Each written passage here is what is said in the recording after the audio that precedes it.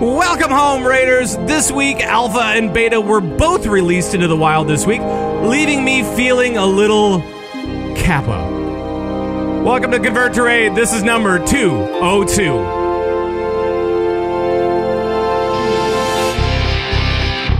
You're listening to Convert to Raid, the podcast for Raiders in the World of Warcraft.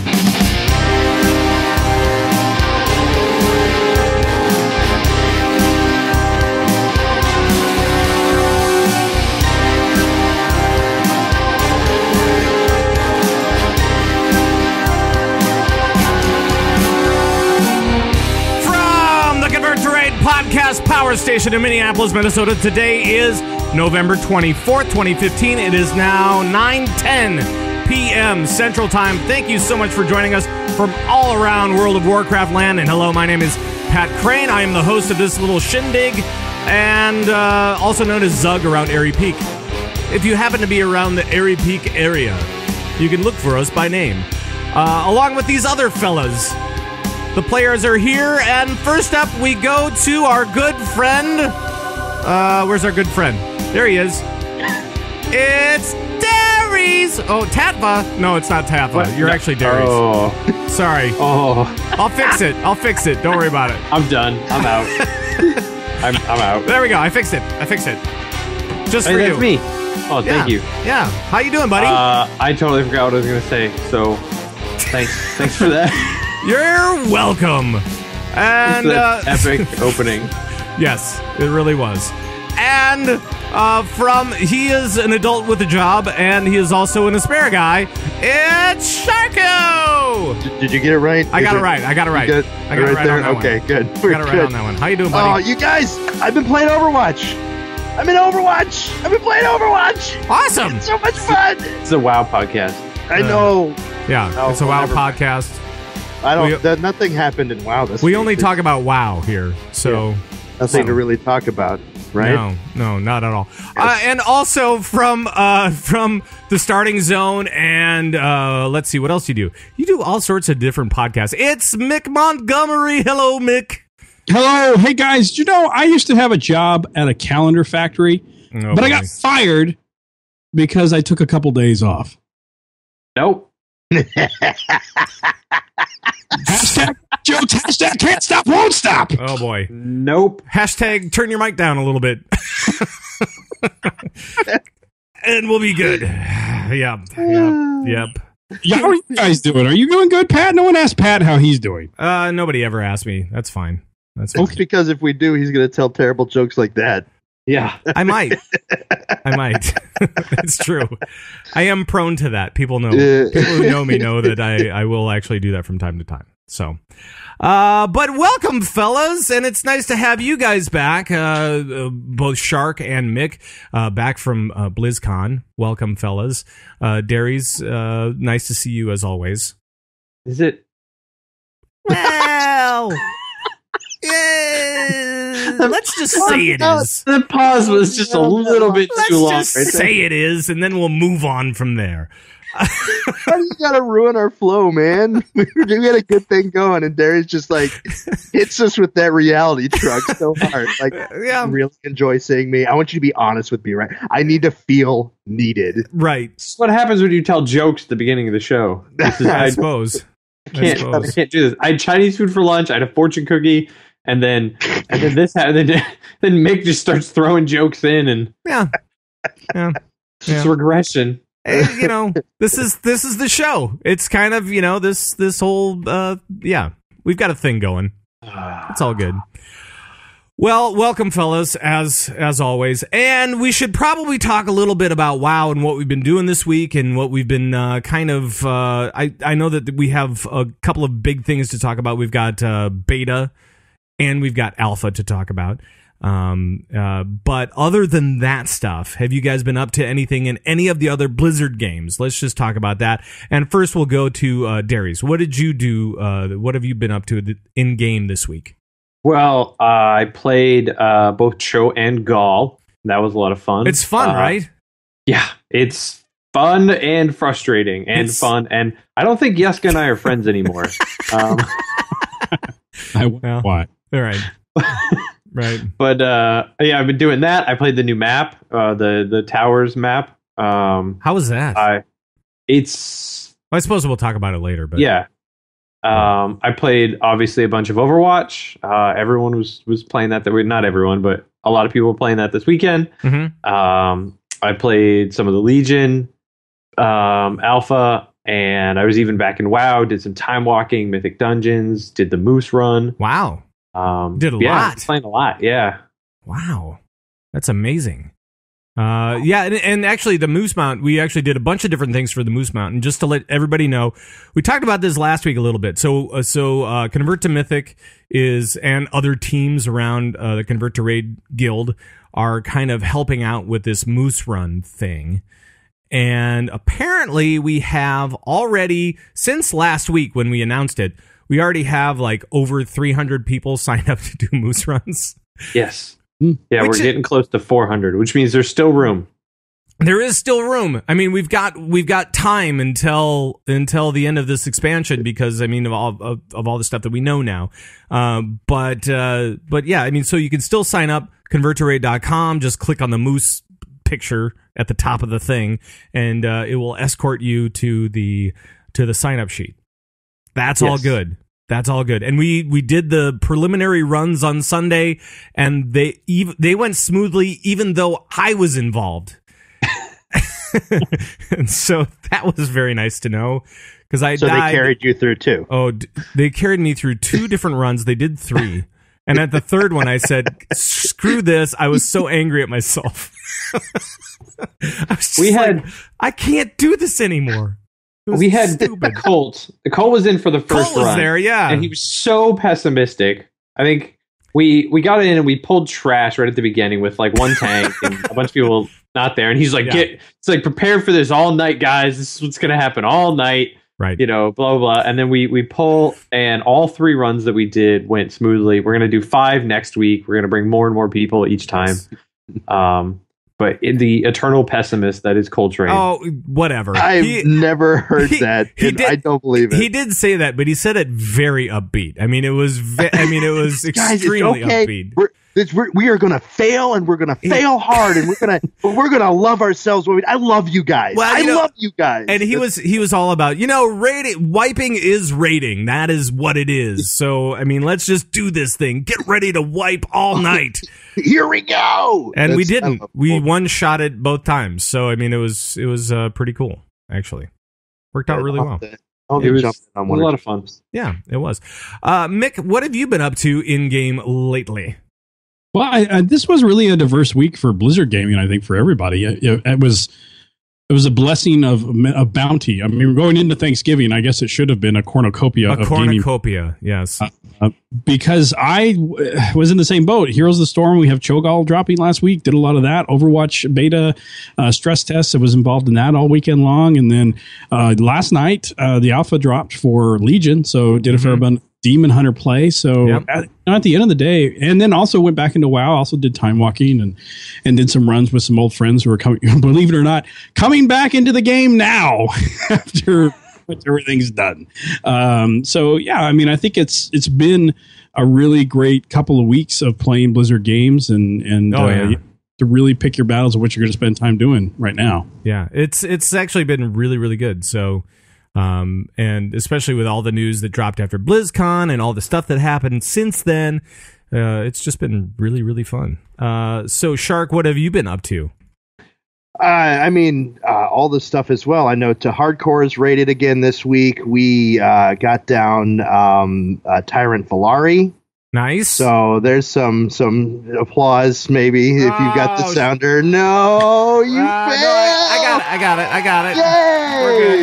Yay to Hardcore. So we're now, what is that, 10 of 12? Awesome. Got Manaroth and Archimonde still on normal that we have to clear, and then we'll start working on heroics is the goal. So cool. It's kind of hard rating only 3 hours a week, and we're trying to find time to farm and this and that and the other. Can we go back to that joke, by the way? What? I don't know if you know this, but we only raid 3 hours a week. Yeah. That's it works. Joke is so done. Great joke. It's never going to be done. And back then it was 4 hours a week, and I'm one-upping. That's right. We only raid 3 hours. You're 1 hour less. Almost cleared normals. Oh my god. Yeah. Anyway, but no, I'm really proud of those guys. We've got a lot of talent. I mean, even just looking at the logs for some of the guys on my team, some people were ranking in the 96, 97 percentile for their gear score. So cool. We've got some pretty talented folks, and yeah, it's going to be good. But I've been doing that. Like I said, played a little alpha, played some Cho'Gall. I didn't get a chance to play the new map today. Messed around. I'm trying to get into. I've got some buddies that play StarCraft. I'm trying to get into some Archon mode and learn how to play StarCraft. Is something new that I want to do. But cool. And then yeah, like I mentioned earlier, I played Overwatch. Yeah, like, I have Overwatch now. I can come home and play it, and right. It's this surreal, and it's so awesome. I'm going to start streaming that kind of stuff a little bit more frequently, and hopefully get some friends in there to play with and stuff. So, cool. But yeah, big Blizzard week, big video game week. Yeah, and now I have to go home to Thanksgiving, and I can't take my computer with me, so I'm going to be sad.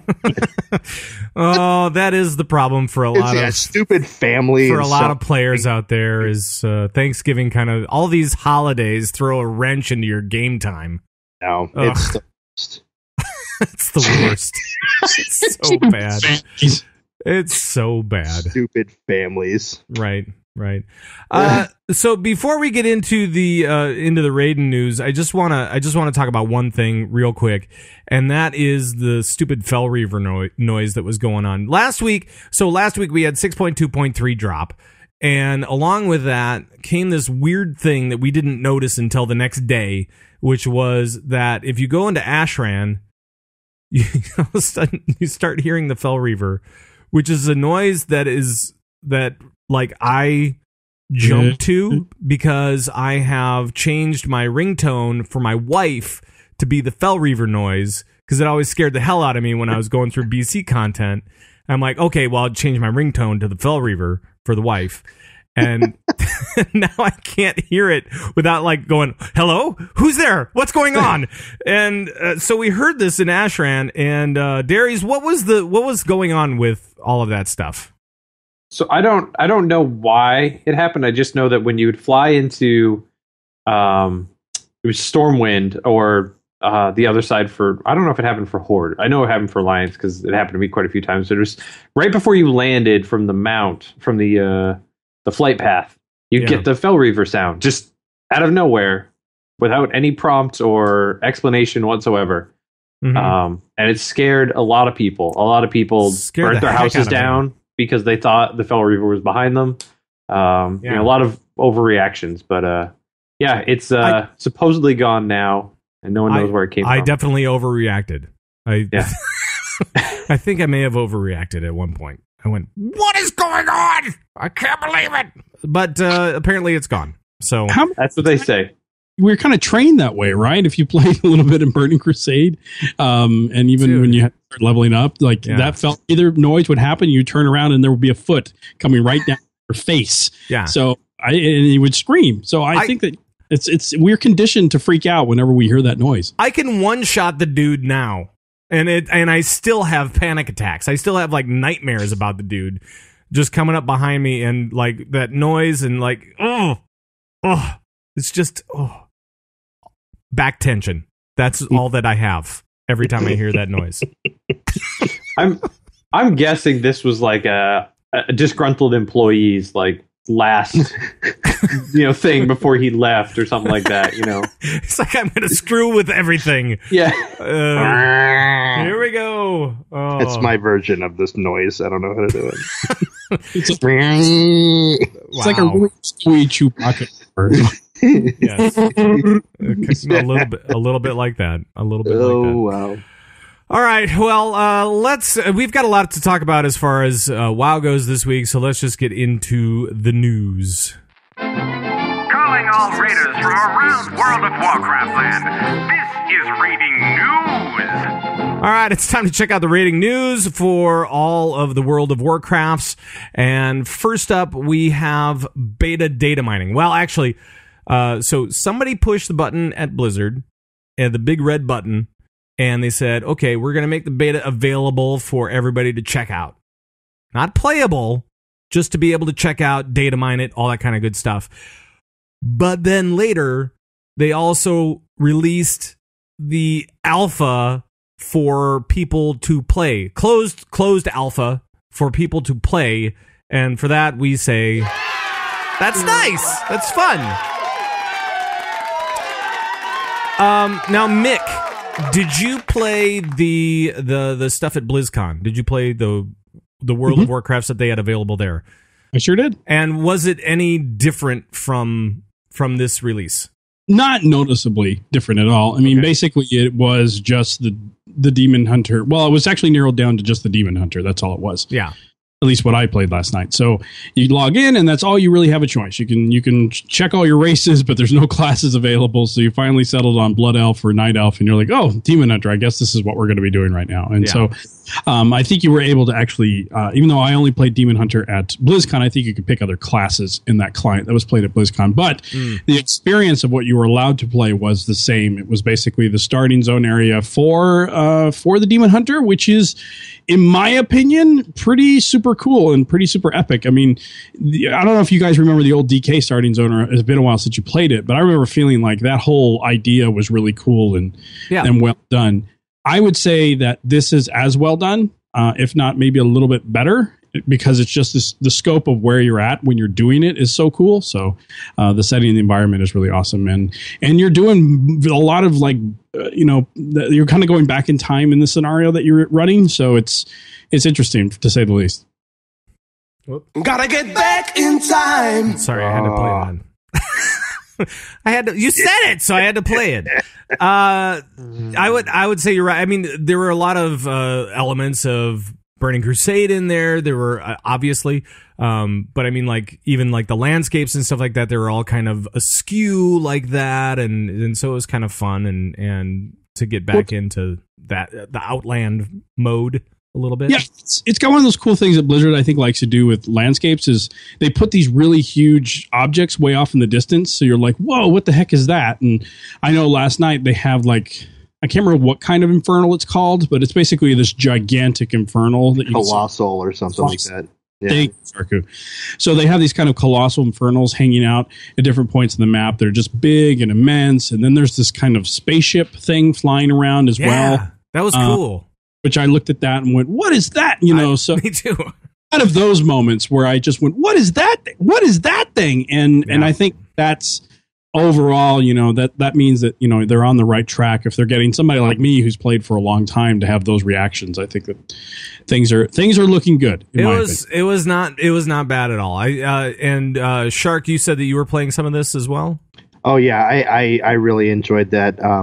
I streamed it a little bit and practiced streaming is so much fun, right? You got to talk and play, and then my ADHD was just going insane, but I was having a lot of fun.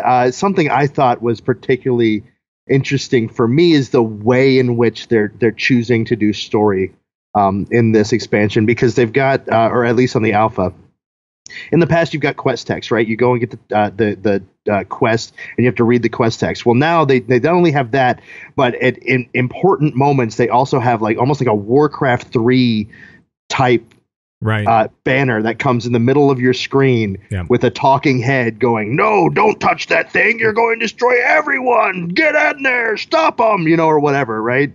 Yeah. It's pretty cool. And it's really cool. It really brings you into the story. It kind of makes you, I mean, I've been guilty of this all the time, is questing. You're like, I'm just doing whatever I can to get through this content as fast as I can so I can start gearing up and get into raid when it releases, right? But yeah, this is going to be a way to not only you still get to kind of streamline that. This is all things that are happening as you're playing, right? So you still get the storyline as you're going through. And I thought that was a really, really cool addition. I hope they incorporate that into the entire leveling process so that we can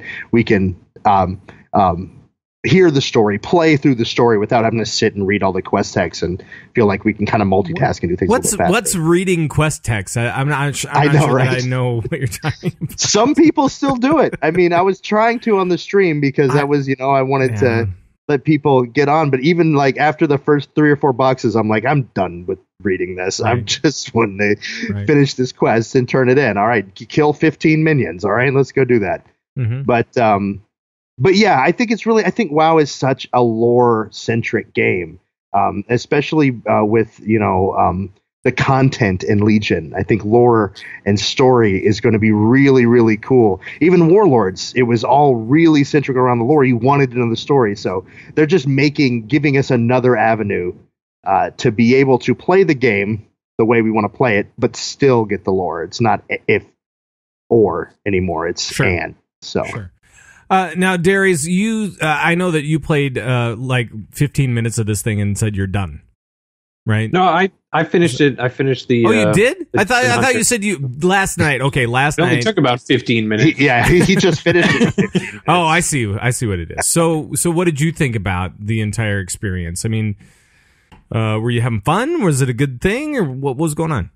I mean, it's different. I'm not a big melee person, so I don't think the Demon Hunter is going to be for me. In all honesty, I started it up and it could just be me right now, but I thought was, more WoW, but not really any content. I don't know. It just didn't grab me. It didn't, but I get it's just the alpha. It's not, sure. It's not meant to do that. And I'm probably not going to play a Demon Hunter. So, I really want to take a look at the priest stuff, and it was, almost disappointing to start it up, and I click on priest, and it's like, no, you can't play that now. Well, that's what I want to see. That was the same thing that I said. I was like going, what I really want to check out is I want to check out Resto Druid stuff, and I want to really see if I will be able to level as a Resto Druid and be able to still fight my way through mobs and all that kind of stuff as like a cat or a boomkin or whatever I choose, and do this as, kind of like the off spec for druids, and figure out if that actually can be done or not, without actually changing my spec. But I was not able to do that last night, and so I was kind of disappointed that it was just the alpha. And I think that a lot of the people that got in were kind of disappointed as well, that it wasn't more than that. But at the same time, I can understand why. It's Thanksgiving week. Yep. Yeah. People at Blizzard probably are like, you know what? I don't want to fix crap this weekend. Yeah. Well, and that's something else. They're not even in Hearthstone. They're in the middle of releasing this new adventure, and they even sent a little post. Right.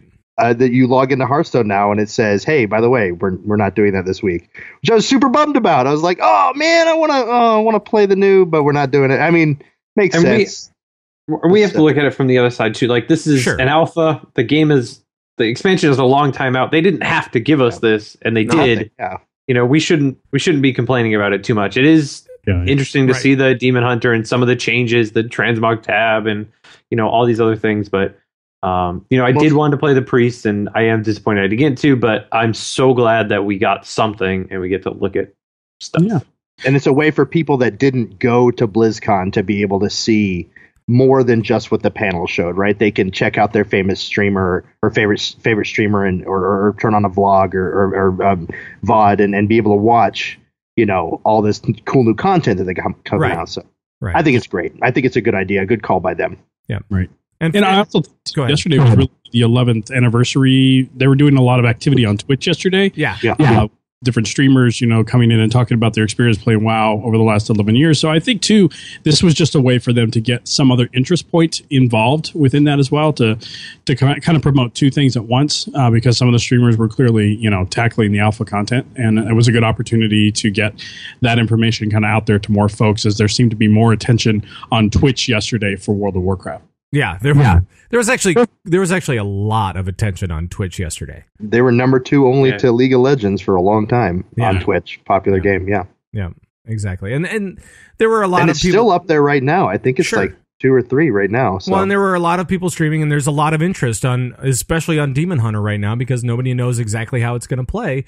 And so it was kind of fun to get to see others get in there and myself to get in there. It was fun to do. I don't think that right now.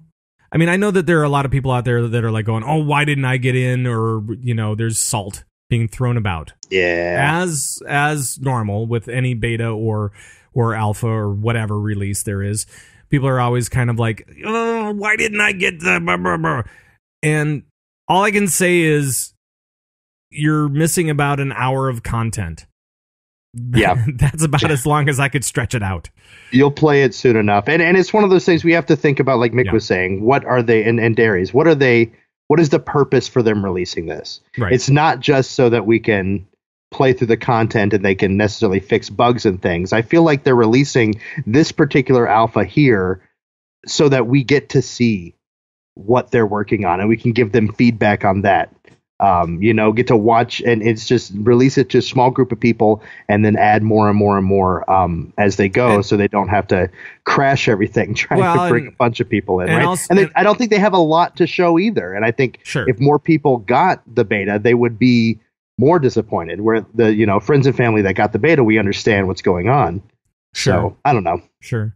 Well, and there's also the hype train. I mean, as we were talking about with Twitch, I mean, you saw it yesterday and today, where the Twitch hype train is definitely real, and I mean, people are hyping it up, and that's what they want as well. They don't just want to fix bugs; they also want to make sure people are on board for this next expansion. And it's good advertisement, and they've got a lot of good stuff to advertise. I really enjoyed playing the new class, so I think it's a smart move by Blizzard. Just a little nugget here, and then maybe another one in a few weeks or months or however long and keep growing and growing and growing until you have a full open beta, and then release the content. I think. I think they know what they're doing, and I think it's a good thing. Now, Darius, I know that you are kind of familiar with kind of the process of how these things flow. Do you know how long it usually takes from when beta is released to be data mined, essentially, to when it's playable, or do you have any idea on when it might be coming to Twitch near you? It's definitely not going to be this week. No, not this week. Not with the holiday. I mean, it could be at any. It totally depends on their CDNs and how they cache everything. This stuff normally gets pushed out, weeks ahead of time to the CDNs. We just don't see a lot of news on it because this stuff's been data mined a long time ago on the PTR. So there's no point in talking about it when it's pushed to something else. This has been pushed to what would equivalent of like a PTR that we don't have access to, essentially, is they pushed it out. We can see the files, but we can't access them. We can't access them in the game client. We can't play them, but we can download them. Right. And this is just because you push it to one spot, and then it has to get pushed to all these other spots so that when you're downloading the game, you can download as fast as possible, no matter where you are in the world. So that's what we saw when all these other files got pushed out. Yeah. The alpha files are included in that, but there's also a lot more that we don't have access to. And it happens all the time. But it could be, most of this stuff takes less than a day to propagate out. So, sure. it could be at any time. And we saw this week, actually, we saw a bunch of different videos from people from the beta, technically. I mean, it was like, quote unquote, the beta, even though it wasn't playable. And I know that you were talking about sandbox servers and what that means and how these guys are actually being able to show folks all of these new places from the beta. And I wanted to see if you could kind of describe what sandbox servers are and all that kind of stuff. So what people have done, and they've been doing this for a long time with private servers, and this is essentially pretty similar to that, is they take the assets and they're able to get the client to recognize those assets and be able to essentially load into them. Now, there's no NPCs, there's no AI, there's no anything except just kind of the world, the maps. So they're able to load in and they're able to look at things like the class halls and maybe some of the raid instances and in this very basic stuff. But again, there's nothing in there. There's no chairs, there's no NPCs, there's no vendors, there's no mailboxes, there's nothing. It's just bare bones, but people have been doing that for the last couple days, and it very much violates the terms of service or the user agreement. Yeah, so if they do find you, there are repercussions, but these people obviously don't seem to care, which is that's fine. That's their decision. But it's been interesting to see the some of the class halls, the priest class hall and the monk class hall, and kind of what they're thinking. And again, this is very, very much early beta stuff. All of this stuff could change. This could be placeholder stuff. This could be, a ton of different things. So I think we have to take a lot of what we're seeing with a grain of salt until we actually see it in a playable beta form. I know Celestion was on Twitter talking a lot about that the last couple of days, that like, hey, a lot of these things you're seeing are things that maybe we tried out that are in there, but they're not what we're going to go with, or, you know, decisions that we're going to make or things like that. So let's maybe move into actual beta data. Beta data. That's what we're talking about. Because Wowhead and MMO Champion are going crazy right now with beta data, along with other fantastic sites like that. Is this too much information, everybody? Mick, is this too much information? Well, a lot of it is specific. Like, it's a lot of data and it's a lot of information, but at the same time, a lot of it right now is class-based, you know? So when it comes to like the PvE talent calculators that they have up and that kind of stuff, folks are really just going to go in and check out what's relevant to them. And then in that case, it's not that overwhelming. And I do question having this much information out in the open when some of it is bound to change. Mm-hmm. That's always a little bit of a concern to me. But I think in a lot of ways, while this may seem like too much, there's going to be some people out there who are World of Warcraft fans and players who feel it's not enough and want more information and are just chomping at the bit to read every single thing that they possibly can and go line by line through the data themselves to just see if they can find that glimpse of hope that they're hoping is going to be in there for this particular expansion. Right. So there's a amount of that's going on. I noticed a lot of people on Twitter just literally like tweeting out like sections of code, like this is in there now, you know? So clearly there's some folks that are interested in having more and more information, but I do think it's a testament to how much World of Warcraft is still kind of important from a content creation standpoint for folks outside of the game and outside of Blizzard, who are making a living doing this, and they're just trying to get information out there at a time frame when the game itself, you know, is in its twilight for this expansion. So this for them is a big deal. I just thought that the dump of info that has to happen instantaneously is a little bit much. I'm kind of like, why don't you guys save it a little while until right.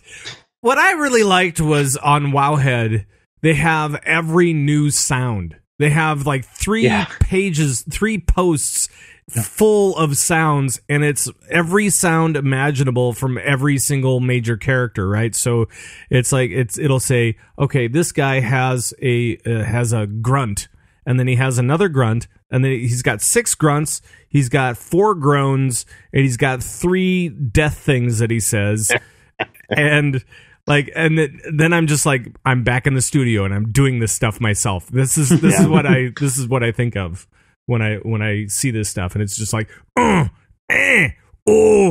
know. Give me another one, and that's it. Can you do 3 takes of that? Can you? Do I need 3? that to be fluffier. Can you make it fluffier?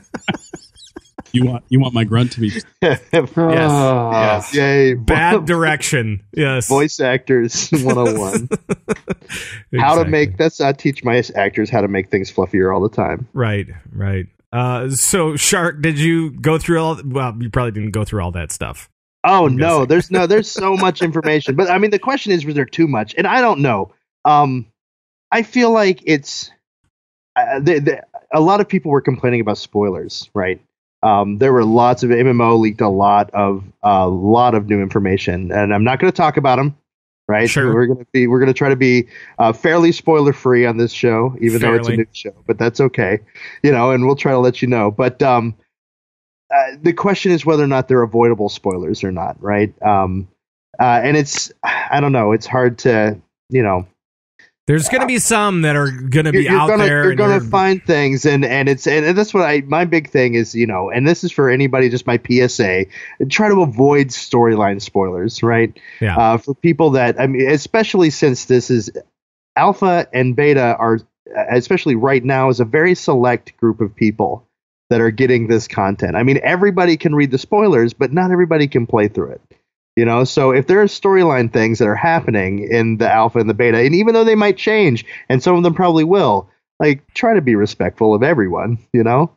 Don't go around throwing out spoilers, or at least put spoiler warnings when you put things out. And for the most part, the big people are doing that. But I think the more information, it's a testament of Blizzard being open, right? Mm-hmm. They're saying, hey, we want you to know what's going on, and we want your feedback over it. these are our ideas. This is all the work that we've had. Almost like they're acknowledging that the players are kind of their boss in a way, right? They get their huge new project together and they say, all right, here's what we've got. What do you think?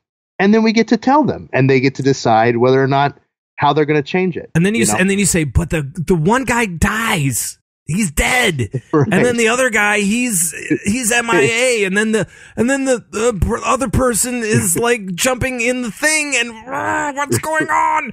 So yeah, there's going to be lots of that.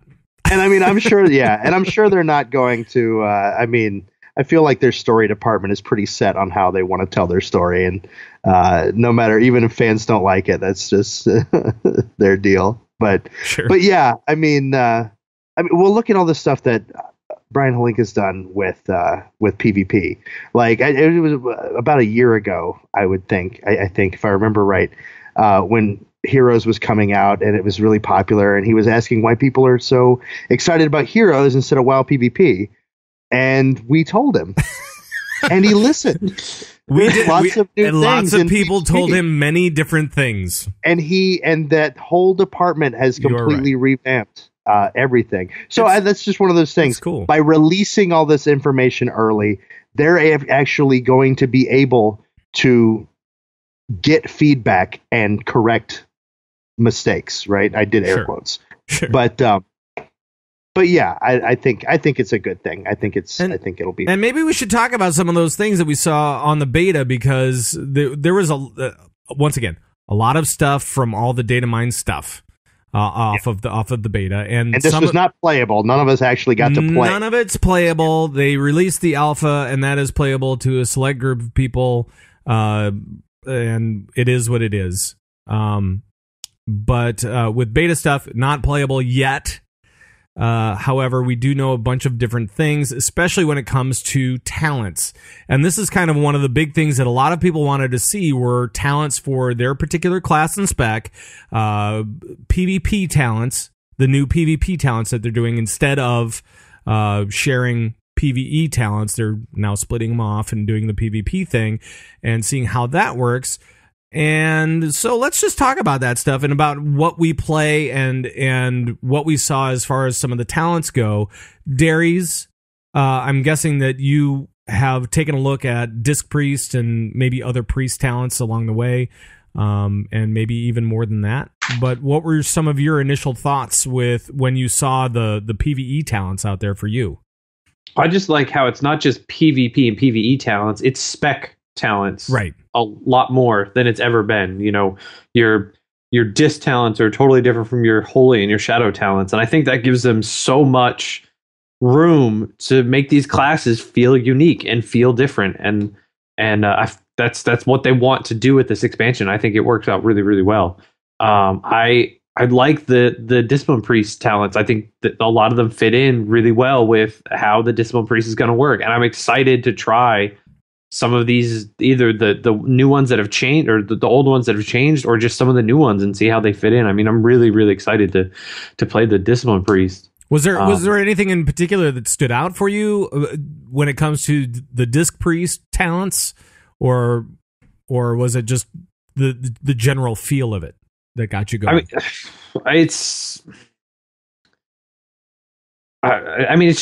Disc Priest in general, and the talents augment that. You know, just the way the Disc Priest plays with the doing of the damage and all that kind of stuff. And all of these talents, there are some where, you know, I'm looking through this list and I'm thinking, man, it's going to be really hard to pick some of these talents. You know, I hear you. Some of the other ones, and it's exciting to see that, and exciting to have that difficult choice ahead of you again. Sure. You know, when for 2 expansions, you've always picked the same talents, and you very rarely do you change. Right. So. Well, and Mick, what classes are you? Because I know that you have played DK, and I'm trying to remember what else you played. Paladin. I've made Paladin. I've made DK, Druid, Mage, and Shaman at different points. Yeah. Okay, so what has been your take looking over these talents? Well, I think the thing that I was maybe I didn't pay attention enough at BlizzCon, but it took me back was looking at the fact that the way that the talent, I guess we'll call it tree, whatever it is, the works now, they're like they said, they're trying to make this a bit more unique to each of the specs. So, like your level 15 talents are different for each of the different specializations, which I would like to see kind of more across the board in all these, because I think there's still a couple of generic tiers in here where you're kind of getting the same thing that the other specs get for your particular class. So that part to me was really exciting, because I felt like this is the system that they kind of presented to us in Mists of Pandaria that I know a lot of people ended up not enjoying. And then, so kind of taking that system and then also giving it the flavor of what the previous system had, the old talent trees had, leading up into Wrath and that kind of stuff, which was, these kind of bigger, more robust talent selections and the point system and all that kind of thing. So I think that with this new, I'm really excited about how this looks, because it's starting to feel like the talent system I've wanted, which was, you have these kind of base primary spells, and then these things that you pick throughout your leveling experience augment or change those particular spells, as opposed to just adding more and more things to your spell book or passives to your spell book. This feels a little bit more exciting, and a way to kind of take something and augments, like for Paladins and Retribution, there's talents that augment Crusader Strike in different ways. And I think that's really cool and interesting to me, because that makes me feel a little bit more like a Retribution Paladin and less like just a Paladin, right, who fulfilling a DPS role in a raid situation. Yeah.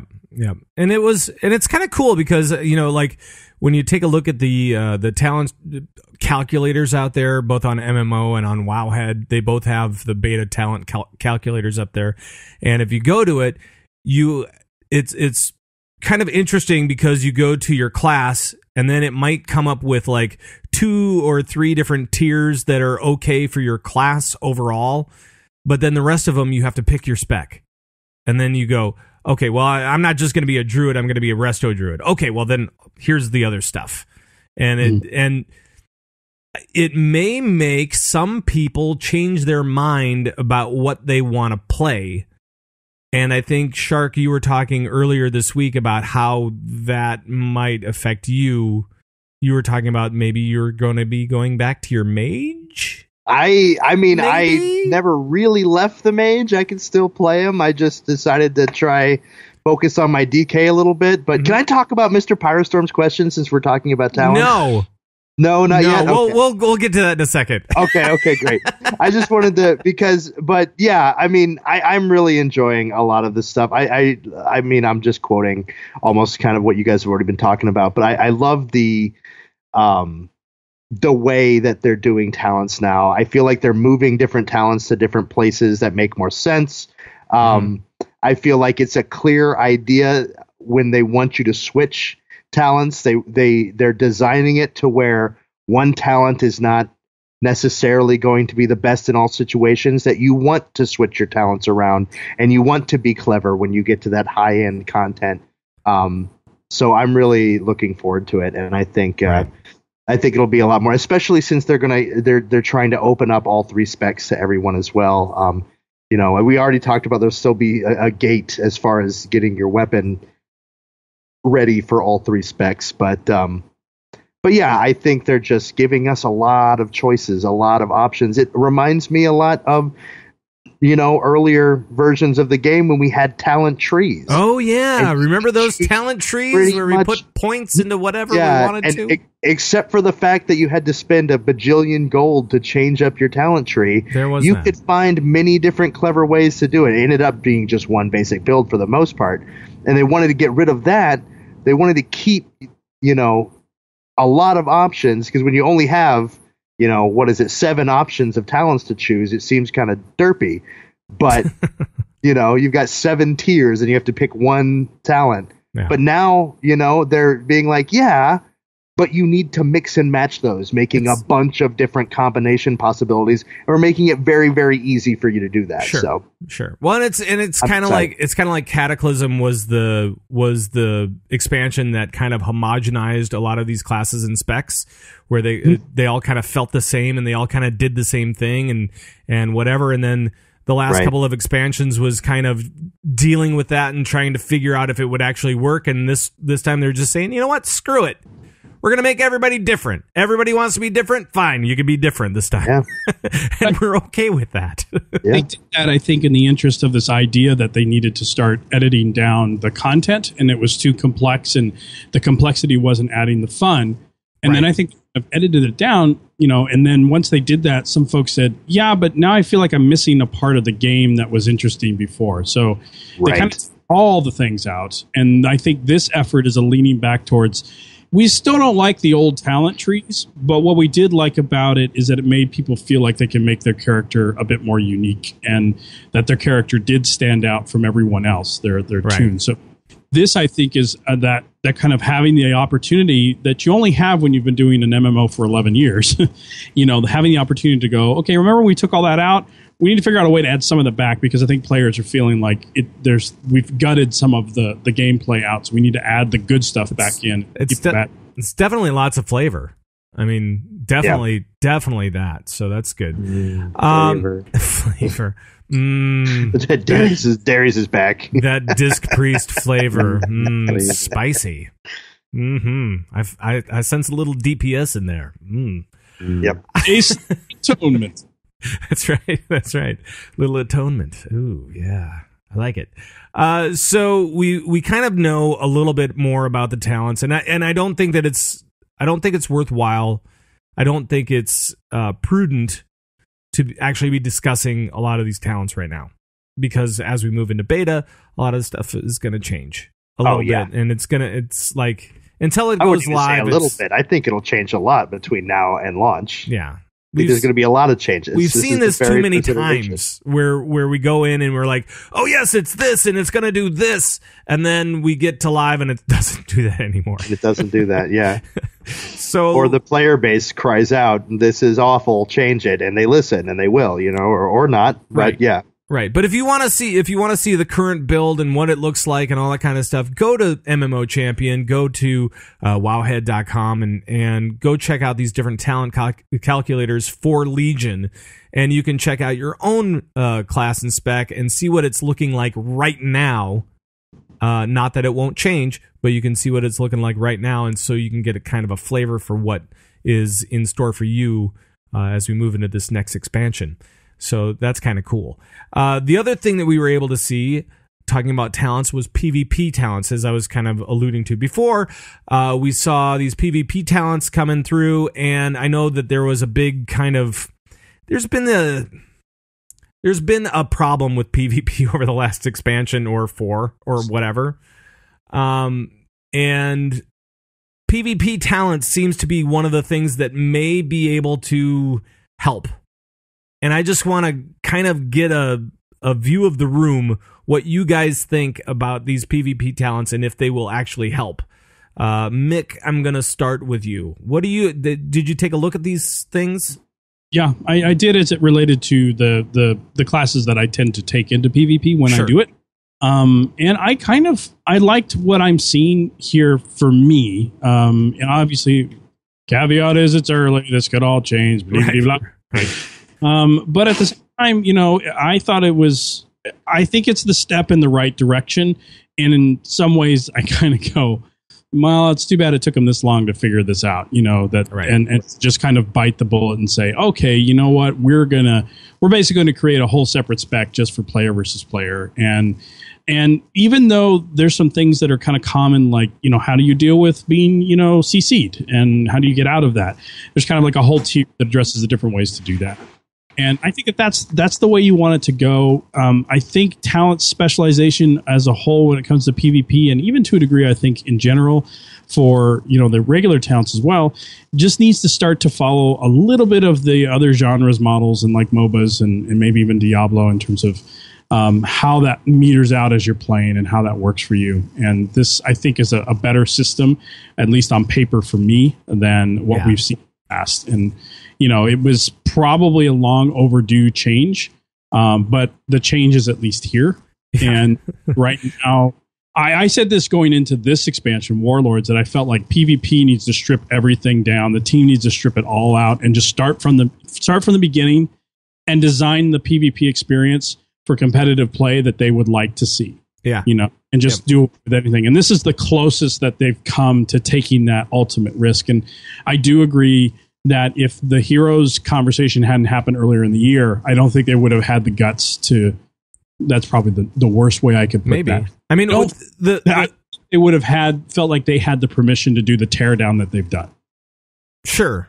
The nice part is, like, if you take a look at the PvP talents, we were talking about this earlier this year about how the races for PvP were ridiculously skewed for humans because of their racial, being able to get out of whatever they are in. And so the very first tier of the PvP talents is, here's how you get out of stuff. You can either have the trinket or you can have these other two things that are very helpful when it comes to CC abilities. And here's how you can escape. And I'm like, awesome. That's like the very first thing. And you say, we're done. we're done with everybody playing a human. And I think that in and of itself is good enough for me. I don't play a lot of PvP. I like it. Don't play a lot, but that's helpful. When I'm looking at them, and I don't know what Shark or Darius thinks, but when I'm looking at this, especially for like Mage, Frost Mage, when I'm looking through these and went through these calculations or this calculator, I thought to myself, these talents feel applicable to what I would actually do in an arena or in a battleground. Sure. Is so skewed towards that gameplay experience versus before where it was kind of like, well, there's these talents kind of scattered out. We're just going to shove you into PvP and good luck with that. This seems really designed and with an understanding of how gameplay has evolved for PvP players over the last several years. And this, I think, also gives them a much more broadcast friendly approach to PvP as a what's the word I want to say? Spectator sport to watch. Oh, yeah. Yep. I would probably agree with that.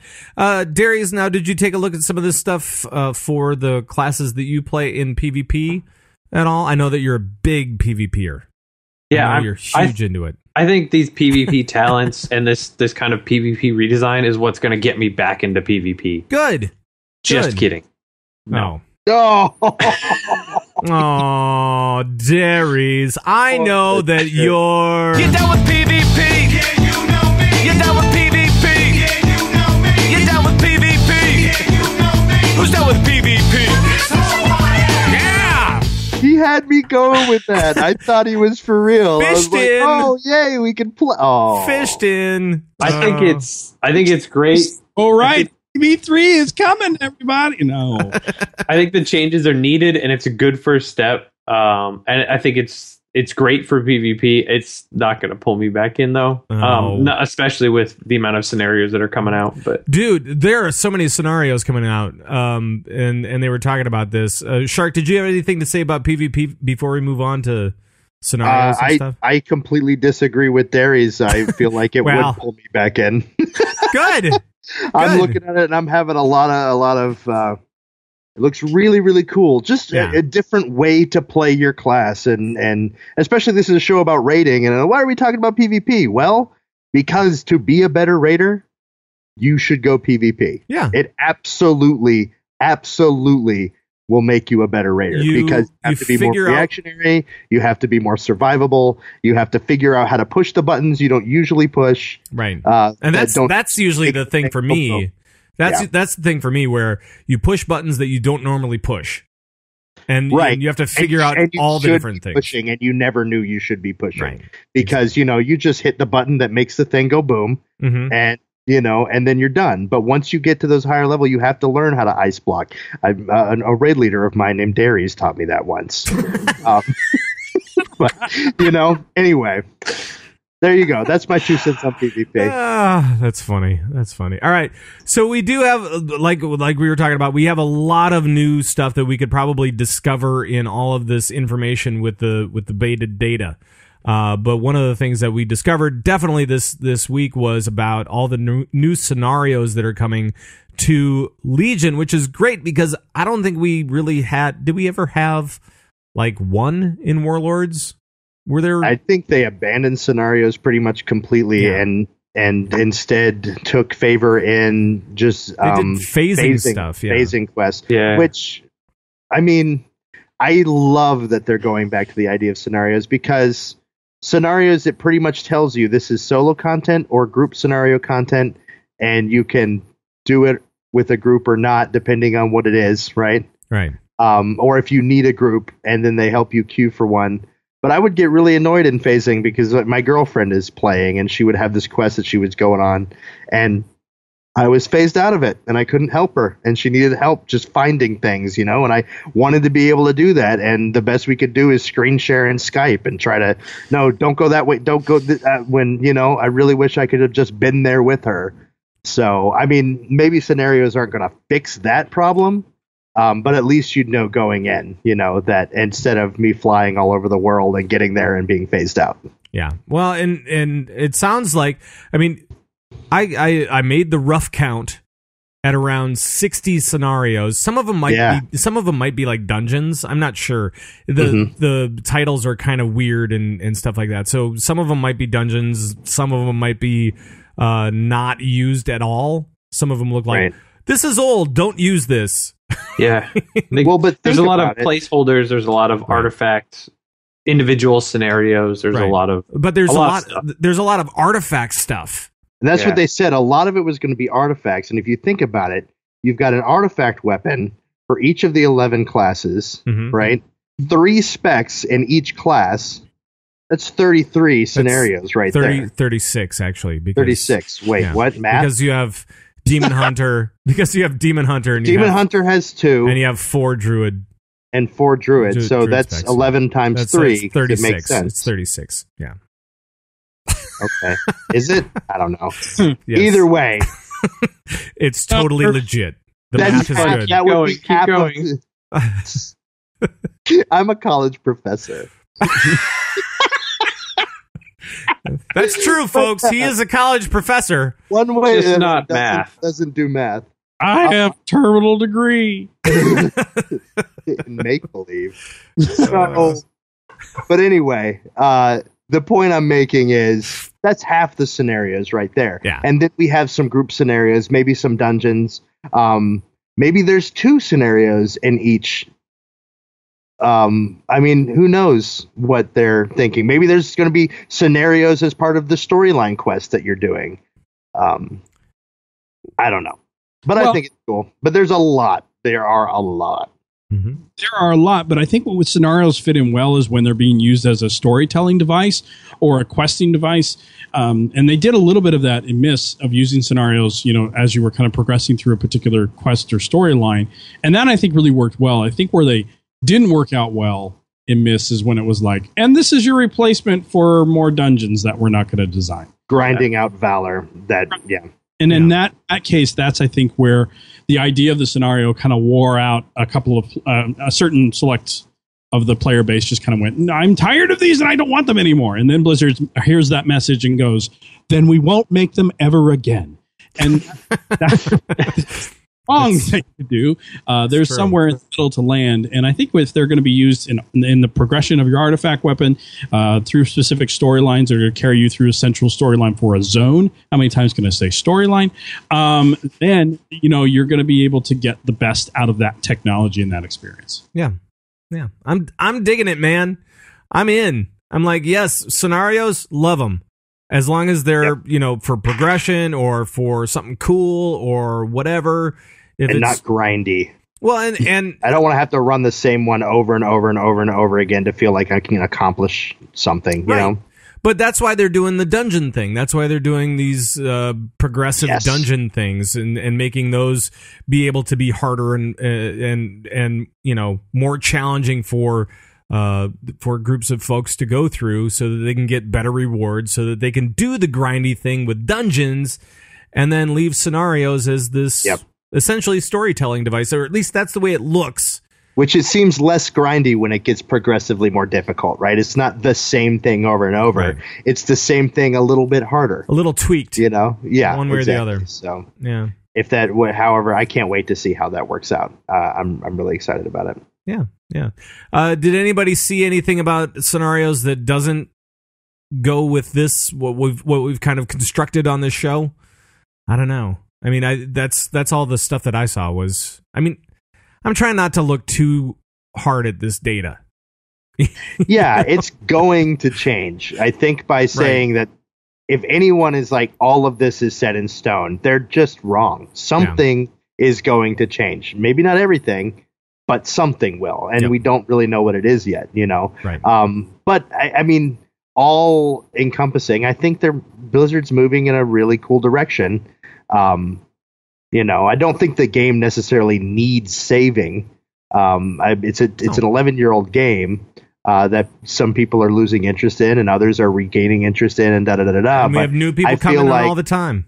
I feel like they are, a lot of the problems that people are having, they're doing their best to correct them with new ideas and new content and new ways of doing things. And when we figure out the problems in Legion, they will be fixed in the next patch, which will also create more problems, which is just a cycle. You know, it'll be fine. It'll be fine. It'll be fine because there will always be problems, folks. There are always going to be problems. That's what Shark is trying to say right there. And I am problem number one for most people. So that may at be least true. you don't have to live with me, studio audience. Wow. There we go. Wow. There we go. Words to live by. It could be worse. Thanks, Shark. Could always be worse. It could. Yeah. Well, let's move it along for tonight. On that note, and we'll obviously be watching the beta stuff. We'll try to keep you guys in the loop as far as like information that we see that you might want to know something about. But again, we're gonna try to not to be spoilery. We're gonna try to make it more of an overview, less of specific things, because beta is always so weird. And all that kind of good stuff. So, hang tight, and we'll have more for you probably in the next, week, 2 weeks, and so on as we move down the line. But right now we've got mail. We've got mail. We do. And if you have any questions for us, about rating or anything else about the beta, whatever's going on, just let us know. We'll try to answer it on the show. You can always email us at converttораid@gmail.com, or you can call our raid line 612-787-RAID. And for Shark, just because I know that he really wants to answer this question, Darius, can you get that question down there from Mr. Pyrostorm on Twitter? Sure. Mr. Pyrostorm says, Rune of Power is a hot topic for mages again in Legion. Devs seem hellbent on keeping it. Why? Well, that was enthusiastic. Shark, what is your response? I don't know! I completely agree with you, Mr. Pyrostorm. But, however, this is the only thought that I have. And I'm interested in seeing how it works. But it seems to me, and this is kind of my idea why I wanted to bring it up when we were talking about talents earlier. It seems to me that they're really wanting to make a system where you change your talents as you go. Rune of Power is a great talent if I just stand in one place, right? Or I only move from place A to place B. Right? It increases your spell damage by 15% across the board as long as you're standing in the rune. That's awesome. That is a huge buff. That's why mages top the meters in a lot of these in the in-game raids, in the high-end guilds. You'll have everybody that's playing at the top level, and mages are going to be on the top because they're pumping out ridiculous amounts of damage because they're standing in these runes. But then they coupled it with icy flows, right? Or ice flows, which is your cast on the move talent, right? So if you have to be moving around, you just bump to ice flows, and you can be casting while you're moving around, and you're still going to be doing more DPS than the caster classes because they have to move and stop to cast, where you're going to be able to hit ice flows and cast on the move. So it's just different ways of playing, making different things. Or maybe one person wants to be a turret, right? And the other mage is going to be the kiting mage or something, and is going to be moving around and stuff. It makes it to where you can be useful to your raid in multiple different ways.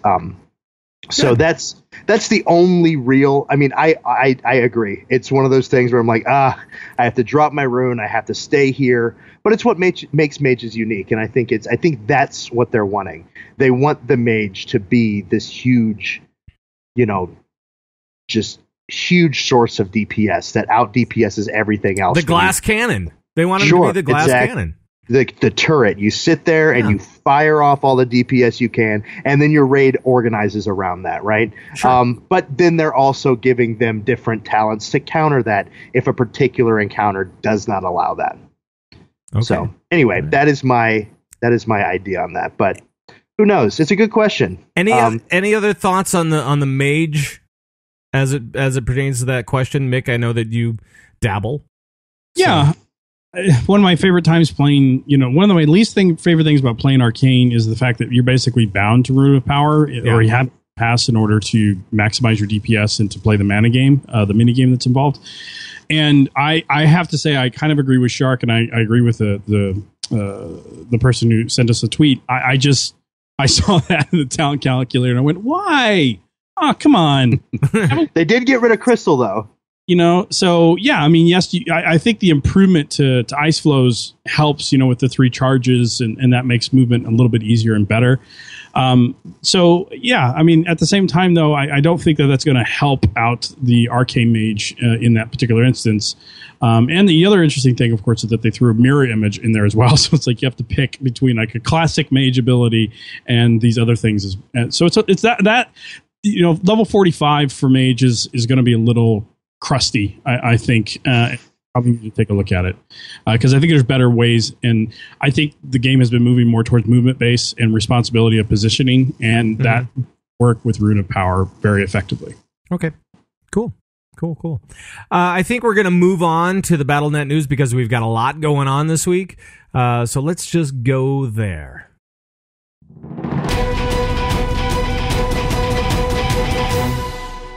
Yes, the BattleNet news. Now, this is the place where we talk about all the other games in the Blizzard universe. And first up, we have, Shark, as you kind of alluded to at the beginning of the show, we had the Overwatch stress test this weekend, and it went pretty well. It was kind of nice seeing a bunch of faces in the Overwatch beta that hadn't been there before, and I think you two in the bottom panels were both in for the first time, right? Yep. Yeah, this weekend was my first weekend. So what'd you guys think? Let's start with Shark. What did you think? I really enjoy that game. I can't wait to see what they do with it. It seems still I remember playing Heroes when that first came out, right? And I was like, oh, this game is so great. And then it just got better and kept getting better and still is getting better, right? So I think that I can't wait to see what they do with Overwatch with the new maps, the new different game modes, new heroes, how they change. And I'm really excited. I think that they've really struck gold with that. I think it's going to be a really, really, really, really fun game. It's already a really fun game. Yeah. So yeah, I can't wait. And really, I'm looking mostly forward to being able to play with all of my friends, right? And shoot Darius in the face.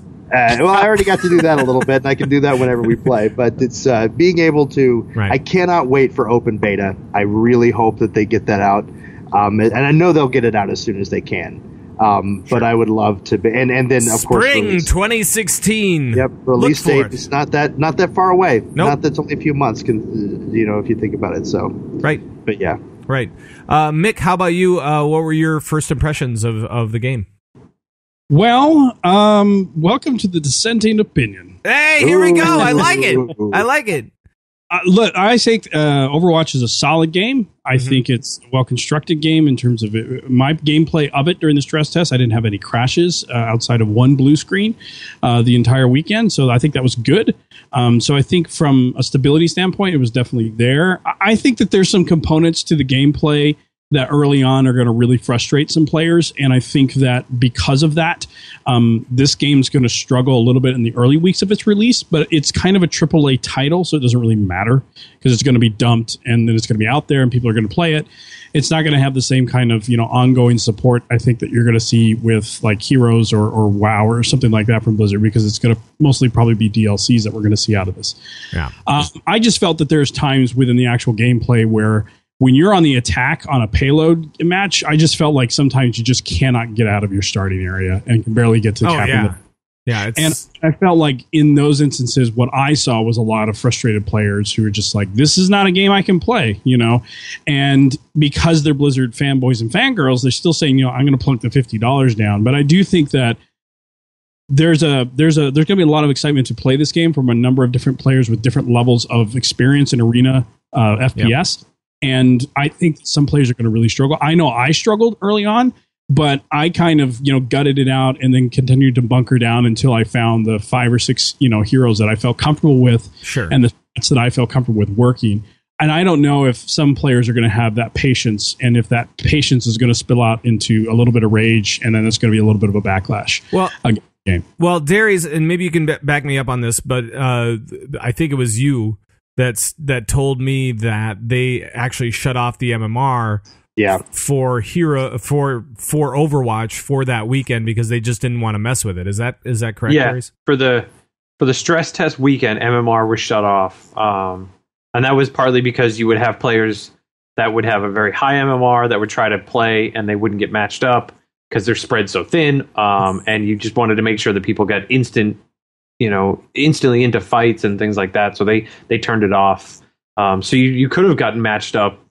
As a solo person, you could have gotten matched up against 6 people that were all together, in the same party, or pros. Yeah, and that's always the unfortunate part, right? I mean, because I know that I've run into people that are FPS pros and just get my butt handed to me left and right, and get so frustrated that I want to turn off the game. And actually, that happened last night as we were playing some matches late last night, and I got very, very salty. He did. He rage quit at one point. Extremely. And then my computer kind of bailed on me, and I'm like, that's good. Excuses. Good, computer. You tell him who's boss here. And yes, I needed that cooldown period. It's another testament that Blizzard has to work on matchmaking for any of these games that are going to rely on this competitive play, and that's going to be really important that Overwatch has something in place.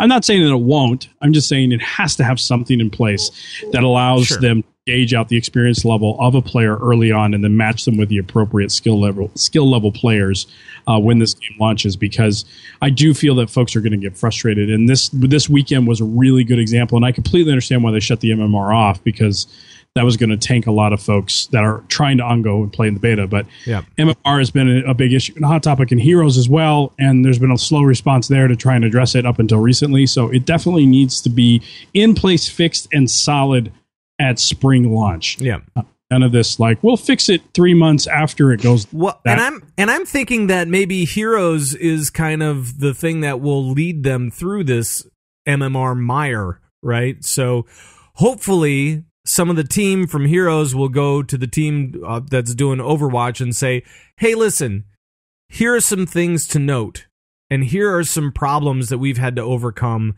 and here are the issues that we've had to deal with. Because, I mean, right now, it does seem like Activision Blizzard is going to be all about esports going forward in their game development, right? So I mean, as far as it goes for Blizzard, they're always thinking about esports. Activision Blizzard is pushing esports big time with their new division, and so yeah, this is going to be an ongoing thing for these guys, and I really hope that they learn that Heroes can be that thing that launches all of the different esports in the right direction as far as that goes. So We'll see. But we should actually talk about Heroes because something new happened today. And Mick, I want you to kind of lead me through it a little bit. Sure. So we have a new battleground, right? do have a battleground, and if you want even more in-depth discussion, Stormcast episode 71, we go into in-depth on Towers of Doom. This is probably the most unique, and at the same time, though, really fun map to play for players who haven't had a chance to jump in and do it yet. The difference primarily for this map and why it's different is you don't get to actually directly attack the core. You have to capture basically these different points on the map and also take down forts and turrets, and when you do, they rebuild themselves and turn against the opposing core, which is kind of a cool functionality. They've got a new mercenaries into the mix with the sappers. For those fans of Warcraft 2 and 3, you might remember the goblin sappers. Those have kind of been added back. And so you kind of capture them, they run in, and they explode. So it's a really cool mechanic. The big boss, which of course is the Headless Horseman, when he dies, he shoots out a bunch of energy bolts towards enemy structures. So it's a very interesting map, and it's really fun to play because it's kind of, you want to sometimes go where the other team isn't, and then sometimes you end up stumbling across each other trying to capture these different objectives. So it's a really different objective-based map that we haven't really seen. It doesn't shy away from team fights, but it makes them more random and chaotic almost. Really? I think that makes for some really interesting gameplay. So do you think, I mean, is it confusing at all what needs to happen in those fights? I mean, from a new player's perspective, from somebody that hasn't necessarily experienced all of the different gameplay that they have here, is this going to be something that's confusing for them? Or is this something that's going to be kind of like something that they can get in hand pretty much right away? What do you think? Well, hopefully the load screen and how it explains the objectives works. Oh, wait, hold on a sec. People have to read? Oh, we're screwed. Screen to give you what you're supposed to do. So if you can understand that and then you kind of get the lay of the land, I think it's going to be pretty easy. But a lot of folks who were testing this thing on the PTR last couple of weeks, especially my co-host Notch over at Stormcast, really, really, really like this map. And so I think that this is this has probably been the most this is one of the more well-received new maps we've seen in a long time. In fact, this may be the most well-received map we've seen since the original 4 maps were introduced. Cool. Darius, you said that you had a chance to play some of this. Yeah, so I played it earlier, but right before the show, and I was reading the loading screen, but I felt like when I got in and I started to, because I remember it talked about 3 different things, and only one thing would pop up. It was the altars. They would pop up, and you click on them, kind of like some of the other mechanics, some of the other maps, and I got that. But then I was trying to figure out. I was like, okay, well, where's the other stuff that I'm supposed to click on and fight for and whatnot? And it took a little while when I finally realized, oh, it's the keeps. The keeps are now something else, and as you get one, you become stronger, but they can take it back. So it didn't take very long to pick it up. And then I made the mistake of, I kind of ran towards their core area, and I was like, oh, what's over here? Oh, man, I'm dead. Because that wall, and they do a really good job with this line that kind of outlines where the dead zone is, and I just walked right past it. And that wall killed me real fast. You figured it out really quickly what that line meant. But it was a lot of fun once I kind of figured out how it worked, and it was a lot of back and forth of taking, they're not called keeps, they're called something else. Forts. I get, yeah. So it was back and forth of taking them and them waiting for it to respawn and then taking it down, and it was just really fun back and forth on top of everything else that's also going on. The PvP and fighting the the camps and the everything else. Cool. So I really enjoyed it. I think it was a pretty cool game mode. Good. Yeah. I think overall, too, for a map for Heroes, this is a bit of a MOBA of a genre buster map as well. I mean, this is really kind of saying, what has been the typical, this is Blizzard going, well, what have we always done? Let's do something different. So, what is the one thing that's never been done? Well, what if we did something where you can't attack the core? Done! Let's make a map that does that, Yeah. I mean, that's kind of how they came up with Cho'Gall, right? They were like going, well, instead of one player playing 3 characters, let's have 2 people play 1 character. Same thing. Yeah. So yeah, it's always cool that they're breaking the rules and kind of doing something new. And I saw in the chat room, Shark, that it looks like Haunted Mines is off the rotation for right now. Is that right? Yeah. For right now, they moved it off so that there would be more of an opportunity for you to play this map, is what I've heard. So they took Haunted Mines out of the rotation, but everything I've heard says it will be back. They're not banning it indefinitely, even though it's notoriously the most unfavorite map in the game. Are we gonna have a thing where we can check off places that we don't want to go? Map bans? Yeah, map bans. I don't know. I think it's maybe. I mean, but if you get to that point, you might as well just get rid of a map completely, because if everybody's banning the same map, the only people that are playing it are there's very few people playing it, so they'll never really. I don't know. It's interesting. They might. I know they did that in PvP in Warcraft. They have battleground bans where when you're doing unrated battlegrounds, you can ban the maps that you don't want to play. So I mean, it's something they might consider, but I don't think it's necessary right now. I like the different maps, and it's a new game, so they probably really don't want to throw people off, right? Right, and a lot of the map bans in Warcraft have to do with the time that it takes to win the map. Like a lot of people ban AV. Because I Alliance love AV though. Well, that's because Alliance always wins. Alliance always wins, and it takes forever to do it. Even as Horde, I was like going, those it's epic, a great map, those epic bridge fights. They're just what's so the cool. Story? Doesn't everybody have a war story how they were in AV for 3 days or something? Yeah, ridiculous, Yeah. But anyway, all those people that played back in Classic that tell you they did, right? Coltrane. Right. But anyway, yeah. So yeah, I think it'll be back. But yeah, they're taking a break now. Anything else on Heroes?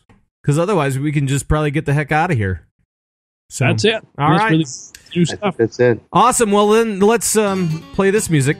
And Darius, what do we have for 5-star reviews this week from iTunes? We have one this week. We have Wrath0101. He's a little bit binary. That's all right. That's cool. And I'm a little bit rock and roll. Wow. That's weird. Any shout-outs this week, Shark? Yeah, I've got a couple shout-outs. I want to give a shout-out to Morrow, my buddy from the CTR Guild, and his daughter, a girl named Bob. I know her! You do? I do. I met her at the Minnesota meetup. There it is. Yeah. She's great.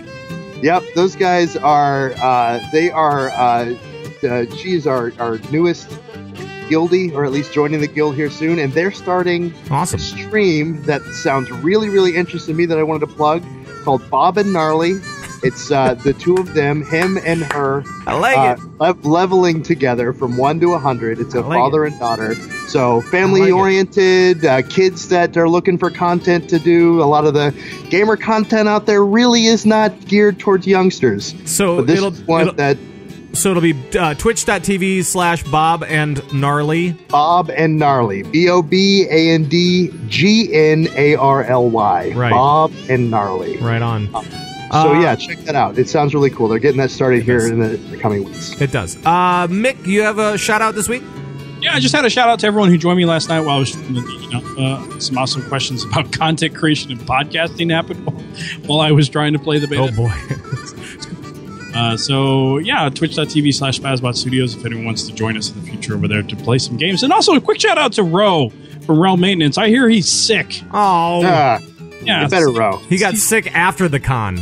Right. So he's going to spend Thanksgiving by himself because he doesn't want to get anyone else sick. And I was like,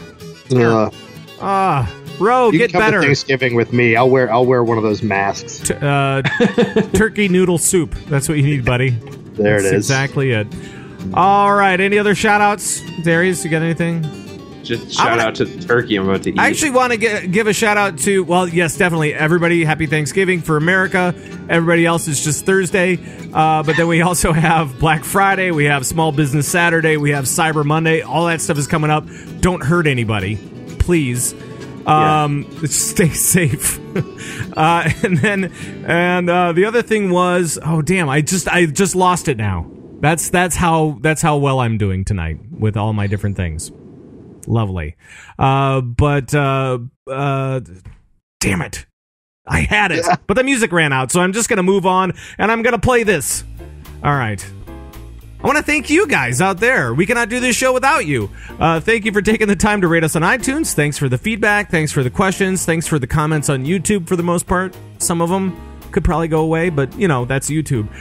Feel free to join in on the conversation we're having at any time, and you can do that real easy. You can email us at converttораid@gmail.com. You can call and leave comments and questions on our raid line, 612-787-RAID. That's 612-787-7243. You can follow us on Twitter at converttораid or individually. Darius, is that correct? That's right. We've got Pat Crane at Pat Crane with a K. Mm-hmm. Darius, that's me, at Bored Mind. Sharku is at Sharku _CTR _Mima. No. No. There's no Mima. I always get it wrong. Right. I get to see her on Thursday. Oh, Anyway, Mima. yeah. And then Mick is at Mick Montgomery. That is correct. And you can always join the Bazuba Guabo Nation by heading over to converttoraid.com, where we have show downloads, forums, videos, audios, tons of links for raiders. We've got that moose mount stuff coming up, and that's who I wanted to give a shout out to. All the guys that were helping out with the moose mount stuff for the Convert to Mythic guys, Tainted Core. We had some of the guys from other raid teams around just helping out. That was awesome. And all of that stuff is all available over at converttoraid.com. For the live shows, you can head over to converttoraid.com/live. We're also streaming on alphageekradio.com for those guys that are interested. And the Convert to Raid podcast is produced and distributed by Signals Media. Make sure to check out all of our friends over at signalsmedia.com as a part of the Signals Media All-Star Network. Oh, that better be it for the show because I'm out of breath. Thanks so much for tuning in, everybody, and we will see you next week at our regular time, Tuesdays, 9 p.m. Central. And for all the guys at Convert to Raid, bye-bye, everybody. Bye-bye. Big wave as we head off into the sunset. Oh.